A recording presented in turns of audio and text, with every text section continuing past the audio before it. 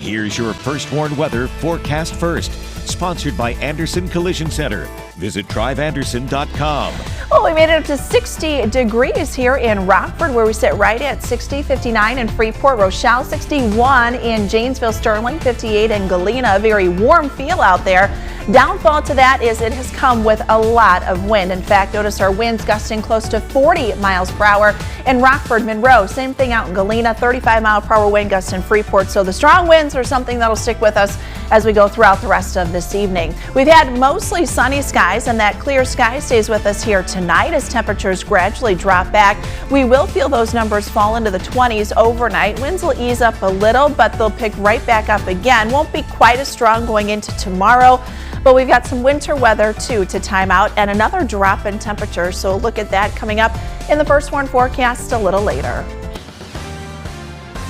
Voters across the state head to the polls. We'll have a look at the races on the ballot and voter turnout. Plus, it's a special day for hundreds of new Americans. One attendee saying it was a long road to gaining her citizenship. And hundreds of dollars are headed to a local organization fighting human trafficking. Organizers believe it's an important issue for both adults and children.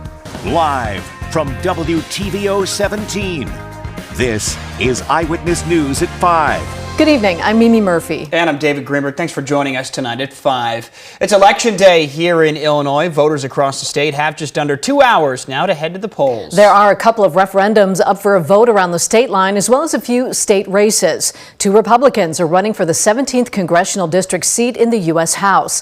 Scott Crowell is a farmer and former AFSCME union president. He also worked in aviation for 36 years. Joe McGraw is a retired circuit court judge. Prior to sitting on the bench, McGraw served as a prosecutor. The winner of tonight's race will run against Democratic Congressman Eric Sorensen in November. The 37th District State Senate seat is being vacated by two-time state senator Win Stoller. He's now being contested by 3 candidates in the Republican primary.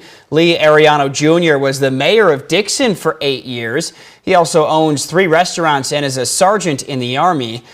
Tim Yeager is a 6th-generation farmer. He served on the Agricultural Advisory Council for U.S. Representative Darren LaHood. Chris Bishop's in his 2nd term on Dixon's City Council. He's a grain marketing representative for Ag Perspective. A referendum in Boone County would combine 2 fire departments. Voters can decide if they want to dissolve Boone County Fire Protection District 5. If approved, the department would be consolidated with North Boone Fire Protection District 3. Well, the polls will remain open for a couple more hours now. Jess Lipson is live at one of the polling places in Rockford. And Jess, what's the turnout been like? Mimi, David, we've been talking about a common theme with these primary elections, though not a lot of contested races, which could be leading to a low voter turnout, and today that's kind of being shown. I've been here for a little bit more than an hour, and we've only seen about 5 people walking through those doors behind me into the Nordloff Center. I spoke to one of them, and they said, they feels like it's their duty to come here no matter the voting circumstances, to come here and give their vote. But they also say they've heard very little discussion amongst their peers going to vote, whether it's friends, family, or even at the workplace. Yeah, I try to vote every time, even if the primary is already finished and done, or even if things are uncontested. I think it's still important to come out and do. Poll workers tell me that it was a slow start this morning and it picked up a little bit in the afternoon, but now it seems to have slowed back down. But for now, reporting in downtown Rockford for your home team, I'm Jess Lipson. Back to you guys. All right, Jess, thank you. Well, experts anticipating lower primary turnouts this election than in previous years. Some do believe it's a lack of options that could be playing a factor with many of those local races uncontested. President Biden and former President Trump already securing their party's nominations. Winnebago County Clerk believes this election's turnout also comes down to declaring for a party. In the state of Illinois, you do not have to register as a party affiliation one way or the other. We just look at your voting history. So when you come in a primary, you do have to declare if you want a Democratic or a Republican ballot. And a lot of people choose not to participate because they don't want to make that declaration. I'll have your full coverage of local results on our website, mystateline.com, when those polls close at 7, and join us tonight at 9 and 10. It was a special day for nearly 300 people and their families as they were sworn in as U.S. citizens. Andrea Baroni was at Rockford's Coronado Theater for the ceremony. Andrea, been a lot of hard work in the making for these folks. Yeah, David, it really is. It could take years of testing, screening, and waiting for documents to be approved before getting to be part of a ceremony like this. But 292 people from 65 different countries took the oath today at the Coronado. One of them was Patricia Vargas. At 3 years old, she came to the U.S. from Mexico. Now she's finally able to say she's a United States citizen.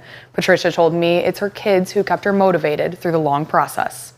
I always feared prosecution for my family, for myself, and so I never wanted my own children to experience that same prosecution.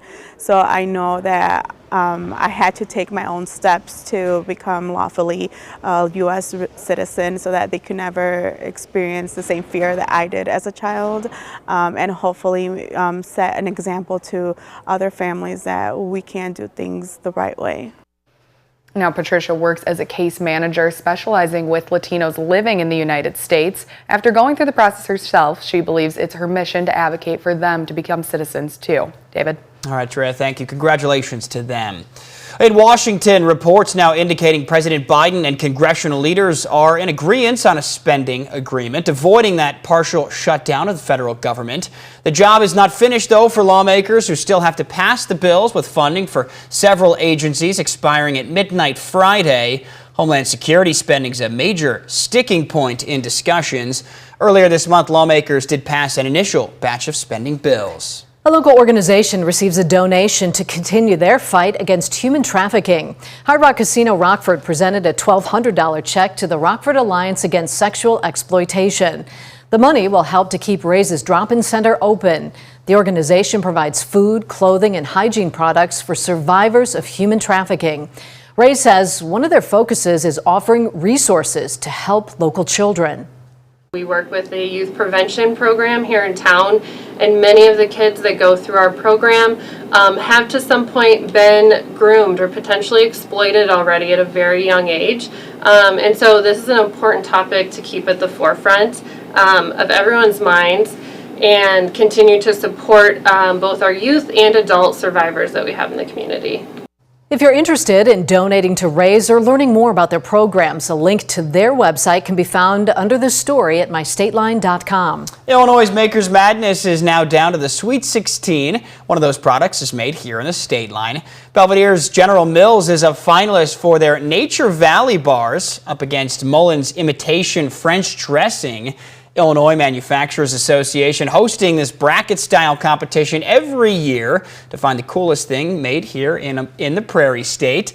This round of voting closes March 24th. You can find a link to vote if you're interested on our website, mystateline.com. Lawmakers in Washington work to ban no-knock warrants. Up next, supporters of the bill say the change is part of a larger effort to reform policing. And coming up at 6, Muslims around the world are observing Ramadan. With tensions rising in the Middle East, local religious leaders say it's hard to be joyous.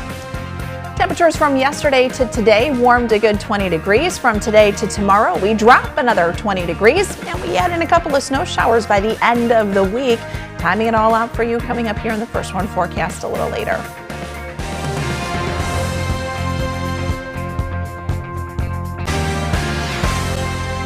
Well, 4 years after the death of Breonna Taylor, lawmakers are now renewing their efforts to ban no-knock warrants. The push comes as Congress has struggled to enact policing reforms. Washington correspondent Rashad Hudson has more. Kentucky Republican Senator Rand Paul says it's time to ban no-knock warrants. It's just not a good idea to go in without announcing yourself. No-knock warrants are when law enforcement go into a home without announcing their authority or purpose. Paul named the bill after Breonna Taylor, who was killed in March of 2020 when police entered her apartment through a no-knock warrant raid and shot her. Libertarians like myself have been talking about no-knock raids really for a long time, even before this. Paul says in many cases, no-knock warrants are used for nonviolent offenses. They involve drugs, and drugs are bad and people are harmed by drugs, but it's mostly people choosing to harm themselves. He says these raids also put law enforcement at risk. Arrest them during the daytime when they go to the coffee shop, when they're alone, when they're not behind a closed door. State and local law enforcement agencies that receive federal funding would be required to follow these new rules. This is about police safety as well. Virginia Democratic Senator Tim Kaine agrees it's a good idea to ban no-knock warrants. So I have supported that as a part of a more comprehensive police reform bill. I haven't seen Senator Paul's bill, and I want to look at the details, but in terms of the concept, I think it's got a lot of merit. Paul says he would like to see this bill get a vote in the Senate immediately. Reporting in Washington, Rashad Hudson. Windy conditions continue in the state line. Yeah, sun was out though. Felt good out there. After the break, Candace telling us when our temperatures may be taking another dip. Now, your first warned weather forecast from Chief Meteorologist Candace King. Well, we've had sunshine, kind of a spring-like feel as temperatures made it into the upper 50s and low 60s, but it has come with the wind. We just can't seem to get rid of that here over the last couple of days. And unfortunately, we've got some windy conditions that'll stick with us here for the next several days. But at least we've got some sunshine. We take a live look with our SkyTrack camera here out over downtown Rockford. The clear sky, something that'll stick with us as we go throughout the day. But you notice those winds back gusting close to 40 miles per hour. We've got a 38-mile-per-hour wind gust in Galena, Rockford, 30 in Janesville, Rochelle, 29 in Freeport, 35 right now in DeKalb. The wind gusts will come down after about 8, 9 o'clock tonight. We'll hold on to a relatively calmer wind, but then about 2, 3 o'clock tomorrow morning, the wind will pick back up again. It won't be as strong tomorrow as what it is today, but it does get windy and our temperatures will drop. So we're 60 degrees right now in Rockford, 59 in Freeport, same thing in Rochelle, 61 in Janesville. Tomorrow, temperatures are about 20 degrees colder behind that second cold front that comes in here for tonight. A stiff westerly wind for our weather watcher Sandy down in the Kirkland-Fairdale area, 58 degrees the current temperature, but we've got some sunshine and it is a windy one too just a little further to the east. Our weather watcher Terry in Genoa, 56 west northwesterly wind, 16 miles per hour, at times coming close to 31. Now we've got lots of warmth here expanding across much of the Midwest and the plains, but you look a little further up to the north, our wind direction starting to shift to the northwest, so that does bring in some cooler air and we will feel those cooler temperatures as that cold front comes in. The temperatures will drop a bit, and again, at least for the first half of the day tomorrow, winds will be gusting at around 25 to 30 miles per hour, so it will feel colder tomorrow. So when we look at this day by day as far as those wind gusts are concerned, I think the highest will come through about 4 or 5 o'clock tomorrow afternoon, but then high pressure comes in and winds are going to drop fairly quickly going into tomorrow evening, and with that our temperatures could also drop fairly quickly. Some places early Thursday could wake up in the teens. Temperatures on Thursday will make it into the low 40s, but we'll see sunshine as we head throughout the afternoon. We've got some sunshine out there now, a cloud cover slowly beginning to work in, but we focus our attention here out to the northwest, well out to the northwest, in fact over the Pacific. We've got this kind of curly Q low pressure system. That is our next disturbance that comes in and gives us a little taste of winter weather. In fact, the likelihood of some at least accumulating snowfall for some here. I think that best potential will be along and north of Highway 20, where there could be a few inches of snowfall in some spots, some of that slushy wet snow going into Friday. So there could be some impacts to that Friday morning commute. So when we look at futurecast here over the next 48 hours, notice we maintain that clear sky. Sunny skies again tomorrow, a little cooler. Wind chills will probably stay in the low to mid 30s tomorrow afternoon. Here comes the cloud cover on Thursday, but most of our Thursday is going to be dry. It won't be until really late Thursday night and probably just before sunrise on Friday that we'll start to see that winter weather begin to move in. Again, north along and north of 20, this is kind of where we're looking at that potential for some accumulating snowfall. That'll begin to mix in a little bit with some rain showers as we head into Friday afternoon. Temperatures on Friday are in the 40s, so 41 degrees. Friday night we drop down to 29. We'll stay on the cooler side of things here as we head through the end of the week. We are dry on Saturday, keeping our eyes on another system that comes in towards the end of the weekend and early next week. I think this one will bring us a little more rain as we stay on the warmer sides. Initially, we could see a little mix Sunday night, but getting a little more active to start off next week. Yeah, I was going to say, it may not make everybody happy, but it wouldn't be March 19th if we weren't talking a little snow here in the Midwest. You know, yeah. It just is what it is. is. Exactly. It is Thanks, what it is. Candace. Candace, thanks. Scott's in next to tell us how the Rock Valley College women's basketball team did today at Nationals. And catching up with the Ice Hogs MVP from last year to find out what it's been like bouncing back from one of the most challenging injuries that he's had. Now sports with sports director Scott Lever. The Rock Valley College women's basketball team is experiencing its own kind of March Madness. The Golden Eagles are in Joplin, Missouri for the NJCAA Division II National Tournament. And right now it's looking real good. They lead the Mid-Michigan Lakers 64-45 in the fourth quarter with 7 minutes to go. A win puts them in tomorrow's quarterfinals. Terrence Shannon Jr.'s hot finish down the stretch of the regular season and in the Big Ten tournament has not gone unnoticed nationally. He's been named a third-team All-American by the Associated Press. Shannon Jr. has averaged just over 23 points per game this season while shooting better than 49% from the field. Well, it seems like some folks, many perhaps around the country, have been using artificial intelligence to help them fill out their tournament brackets. AI sorts through all the stats of the teams and the players. But critics of AI say AI can't help with predicting the human element of the games, such as the health of the players at game time or the emotional state of the players on game days. Are your co-workers or friends using it? Well, the Ice Hogs are going good. They've won 9 of the last 10 games, and one reason why this winning trend could continue is the return of Luke Philp. He missed all of this season up till now, recovering from Achilles tendon surgery that he had last August. Philp played in his first game this past Saturday night and there scored his first goal right off the bat in the first period against San Jose. This guy's a big key. He was the Ice Hogs MVP last season. He described how difficult it was bouncing back from his injury. It was tough. There was lots of ups and downs. Some point this year, I didn't think I was going to be able to go. So we were able to figure it out and figure out how to get my foot fitting in my skate properly again, and ultimately things are going good now. You get a goal your first game back early on in the game even. I mean, did that kind of tell you, yeah, I'm back, I'm ready to go? Or what did that mean to you to get off to a hot start like that? Yeah, that was awesome. I didn't think I was going to get a look like that fast, but I was happy with the way it played out, and I think as soon as I saw a little bit of room in my head, I just said, I'm shooting it.